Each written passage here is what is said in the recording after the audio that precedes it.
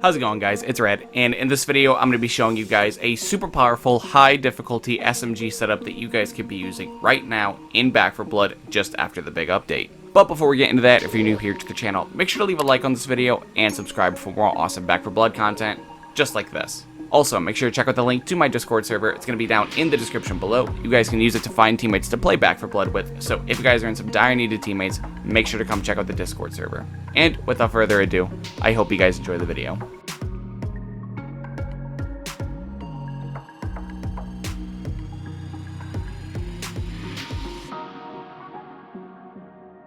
Alright, so here we are in the deck building menu in Back 4 Blood. This is going to be the complete deck list, so if you guys are just looking to copy and paste the deck, now is your time to do so. But for the remainder of this video, I'm just going to be talking about what role every card plays in the deck, and just why it's in the deck, and just everything like that. Now, if you're new here to the channel and don't know how we organize decks, ever since the big update came out, we actually can completely organize them however we want. Now, that card order just does not matter at all. And I like this because it's going to make showing you guys the deck a lot easier, and it's going to make making decks a lot easier going forward in the future, and this is something that I would recommend you guys do on basically every deck that you build now.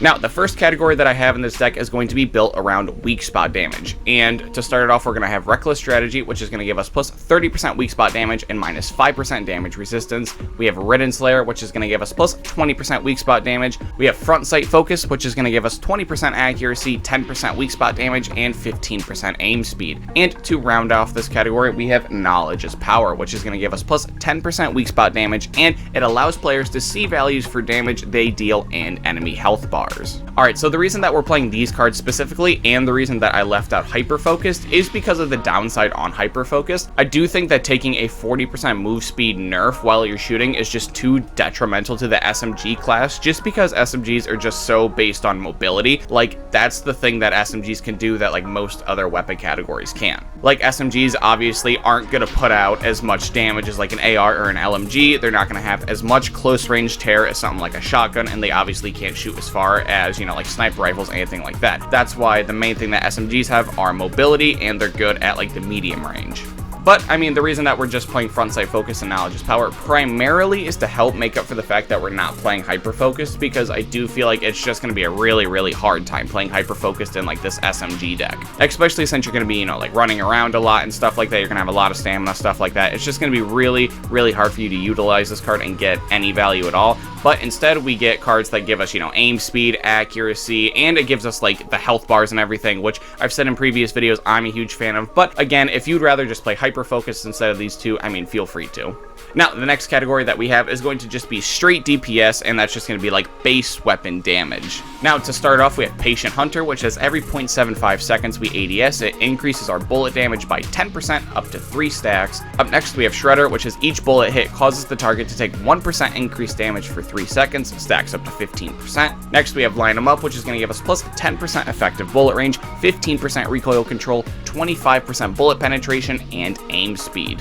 We got Silver Bullets, which is going to give us 10% bullet damage and 15% effective bullet range. Up next, we got Mag Carrier, which is going to give us 30% pistol / SMG ammo capacity and plus 10% base damage with pistols and SMGs. And to round off this category, we have Large Caliber Rounds, which is going to give us 7.5% bullet damage and plus 200% bullet penetration. Now, the reason that we're playing so many just like base damage cards is because unlike an assault rifle, SMGs can't really take out common with like 1 or 2 bullets. They don't really have that luxury. Unfortunately, sometimes we have to spend the most part of our mag just killing just a few common. And the best way to combat that is to just give yourself more base damage. That way you can just end up killing common with just 1 to 2 shots rather than having to put like almost half a dozen into them. And of course, this is going to help you in, you know, killing Special Infected whenever you're not hitting their weak spots, because, I mean, to be honest, hitting weak spots isn't always in the picture. Like, sometimes if you don't see a tall boy coming and he's already charging at you, you're just going to shoot him in the body. You're not going to really take the time to find his weak spot on his arm. Now, the reason that I picked these cards specifically is because for the SMG class, I do feel like that these are just the strongest cards that we can possibly pick right now. I think that Patient Hunter and Shredder are just the best 2 DPS cards in the game, and I do think that if you're playing any deck basically at all that's, you know, playing fully automatic weapons or even semi-automatic weapons for like the most part, you need to be playing Shredder and Patient Hunter because these are just super strong. And we have cards like Line 'em Up and Silver Bullets that give us things like effective bullet range because SMGs don't really shoot that far, and giving them a little extra range can really help them. And Line 'em Up gives us a lot of extra value on top of that, but the main thing I like in this card is the aim speed and the effective bullet range. And then we got cards like Mag Carrier and Large Caliber rounds. Mag Carrier is in here because SMGs just go through a lot of ammo, and we need to carry more than the base amount because that simply isn't enough.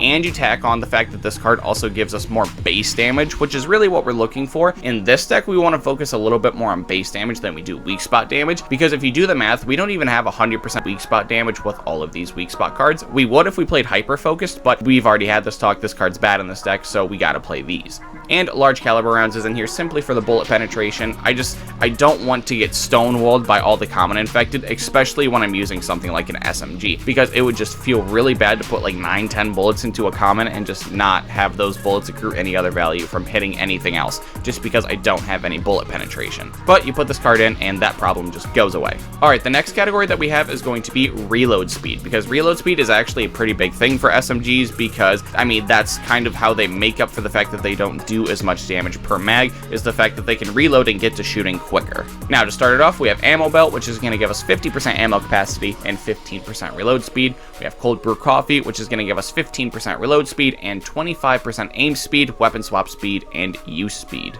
And to round off this category, we got Wide Mouth Magwell, which is going to give us 30% reload speed and minus 5% damage resistance as its downside. Now, I'd say that reload speed is probably like the least important out of like the categories that I have in this deck, because I got weak spot damage, reload speed, and stamina. But I do think that this one is the least important. That's why I only have 60% reload speed in here, because reload speed isn't like the most important thing in the world. What really matters is when you're shooting stuff and dealing damage. Like that's what actually matters. So I feel like putting 60% reload speed in here is enough to make a noticeable change for positive impact in your game, but it's not too much to the point where it's like you're taking out good cards in your deck. Like if I'm getting to a point where I have to cut cards like Large Caliber rounds and Mag Carrier just to put like more reload speed cards in here, like that's not good. But I feel like where it's at right now, it's just noticeably different to where it can just make a positive impact on your game. Plus, like all these other reload speed cards other than Wide Mouth Magwell are just giving you a lot of other value. Like with Ammo Belt, like I was saying earlier, I mean this deck just goes through a lot of ammo, and this card gives you an extra 50% ammo capacity along with giving you that reload speed that you want.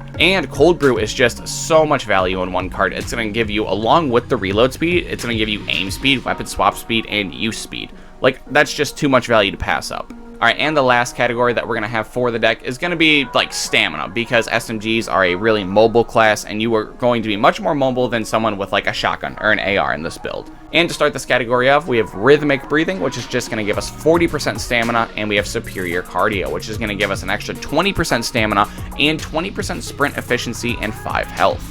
Now, the reason that I picked these two is because I do think that these are the strongest cards for the SMG class specifically, mainly because I do think that when SMG thrives, it's when it can depart itself a little bit from the team and then go on like a flank or something like that, or go just look for supplies. And I feel like just giving yourself more base stamina and sprint efficiency is just the way to do that, rather than just giving yourself like extra stamina regen or like conditional stamina, stuff like that. I felt like just eliminating any chance of, you know, your stamina thing just not going well. I just didn't want to have to deal with that. That's why I picked these two. I feel like these are just the most solid picks you can pick out there for stamina. But I mean, obviously, when you guys are playing the deck, you guys can do whatever you want. If you feel like something like Cross Trainers or Adrenaline Fueled would fit better than these two cards, feel free to switch them out if you want.